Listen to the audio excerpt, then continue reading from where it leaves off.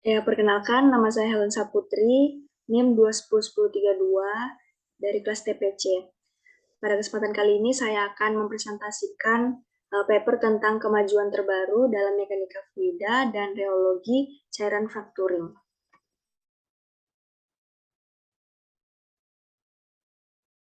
Masuk pada bagian abstrak, banyak kemajuan telah dicapai dalam reologi cairan pemboran selama 10 tahun terakhir.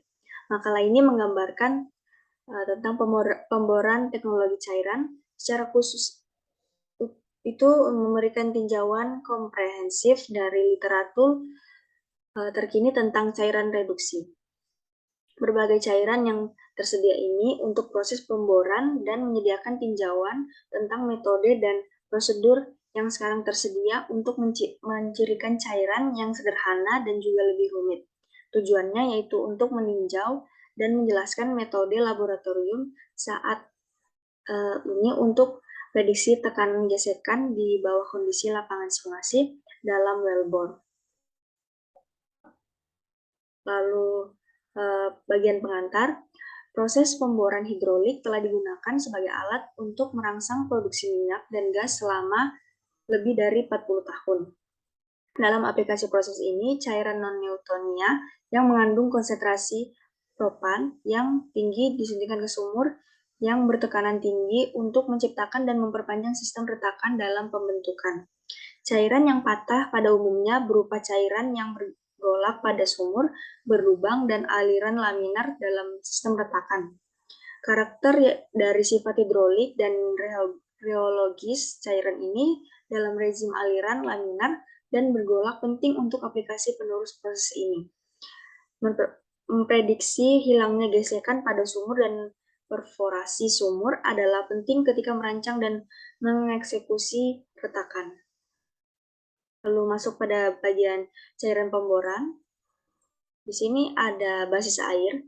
Cairan dasar pemboran telah banyak digunakan dalam minyak dan gas memproduksi sumur karena biaya rendah, performa tinggi, dan mudah ditangani.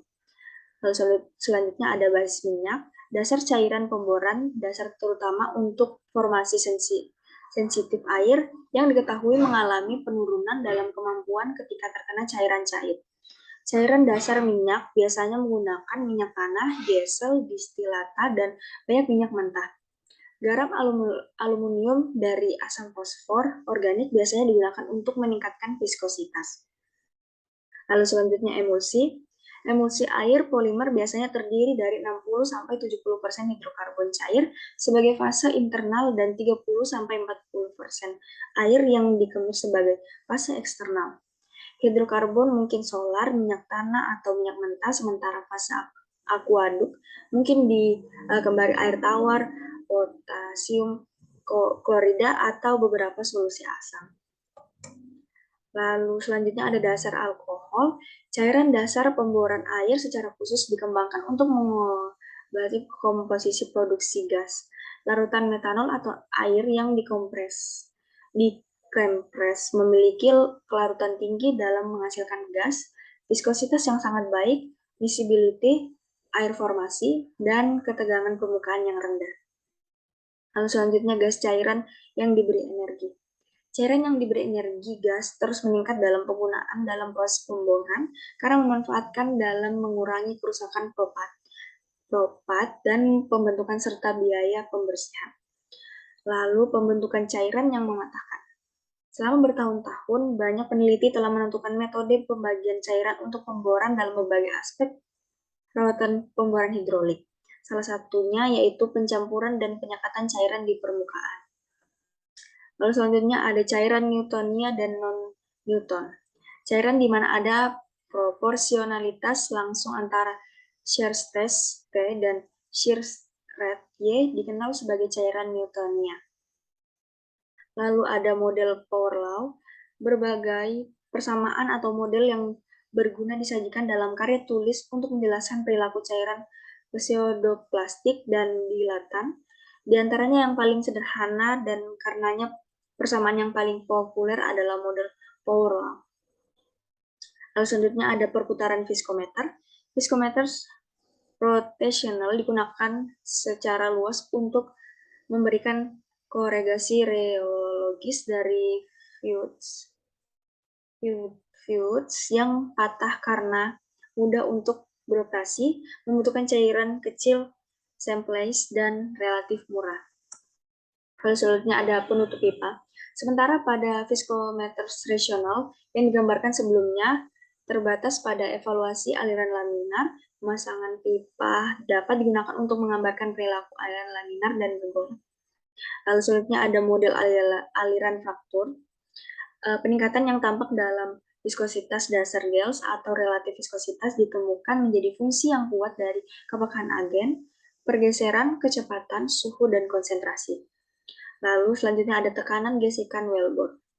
Dalam aliran laminar, karakter mereka yang lengket memudahkan pembentukan dan transportasi pore part. Namun, dalam aliran bergolak dari wellbore, cairan yang sama tampaknya sangat tipis karena mereka menghasilkan gesekan kehilangan yang 70-80% kurang dari air di bawah kondisi aliran yang sesuai.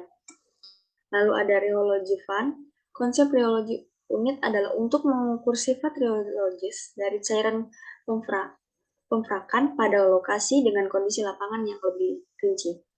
Lalu selanjutnya ada kulit rheologi. Peningkatan rheologi skid.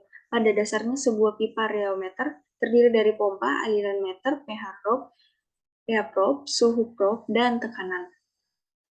Lalu ada viskometer perputaran, yaitu viskometer rotational yang diperlihatkan melalui mata telah dikembangkan untuk terus-menerus mengukur viskositas cairan selama fracturing.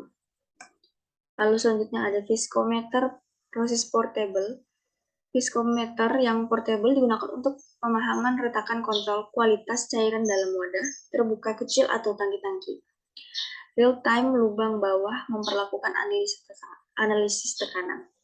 Sistem ini mengumpulkan data real-time dan variabel pengobatan seperti tekanan pH, laju aliran, dan kepadatan cairan.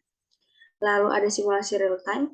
Pemantauan di tempat sobekan cairan sifat rheologis juga memungkinkan operator untuk model pertumbuhan retakan hidraulis. Nah, di sini sudah tersedia beberapa gambar grafik.